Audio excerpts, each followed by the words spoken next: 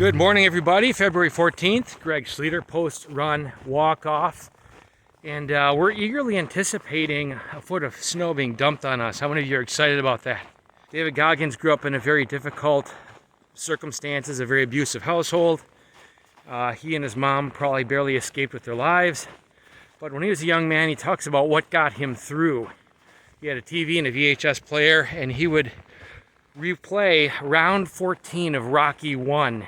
Apollo Creed, world heavyweight champion of the world, thinks he's going to give this upstart a chance. Didn't expect that he'd last more than a round. But here Rocky is, round 1, round 2, round 3. He's surviving by taking the punches and getting back up. And so round 14, you have a situation where Apollo Creed is exhausted. He throws the knockout punch, so he thinks, and he turns around. The crowd starts to make a roar, starts making a noise, and you see the look on Apollo Creed's face like, you got to be kidding me. This guy is supposed to be down for the count. And of course, Rocky's not down for the count. And then you get that awesome fanfare music where Rocky goes the distance. Really awesome. Anyways, David Goggins, as a young man, that was his inspiration, Rocky Balboa. He's a young man who obviously had no support, no guidance in life, and so he found himself age 23, 24, working for some roach company, making 15 bucks an hour, 300 pounds, and this thought occurs to him, I can't keep doing this. And he goes into a military recruitment office, and a few of them dismiss him, but one guy says, you know what? If you can shred 120 pounds, you might be able to do this.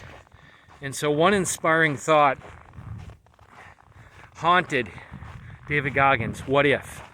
What if, in spite of the circumstances I grew up in, what if, contrary to what anybody else may believe about me, this truth in my soul of whom I am and whom I can be, what if I became that? Wouldn't that be awesome?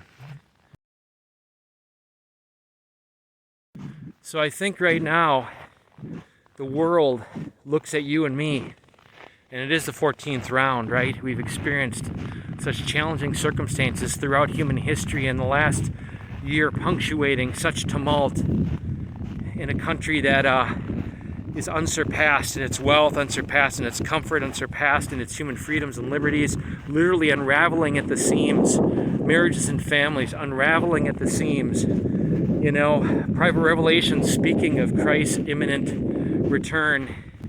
And it's the 14th round. It's the 14th round for you and me on this fortuitous eve of Lent. We have the opportunity to cooperate with God's grace and to look deep, to look at our circumstances and ask the question, Lord, what if? What if I could be that saint in spite of whatever anybody else says, in spite of whatever circumstances I inherited, in spite of how my spouse treats me or the way my children are, in spite of the world, in spite of COVID, in spite of civil unrest, in spite of all the confusion, this Lent, God, you give it to me as an occasion to become a saint. If we put that flag in the sand, that life of Christ will flow into our marriages and families, but we got to be the ones to initiate it. So join us on this journey. I challenge you this Lenten season once a week for 7 weeks. Set aside that time to talk and pray. We provide a Live It gathering guide. Many other families are doing this, and there's not one I've experienced who have not had a powerful experience with it. So go, I love my family.us.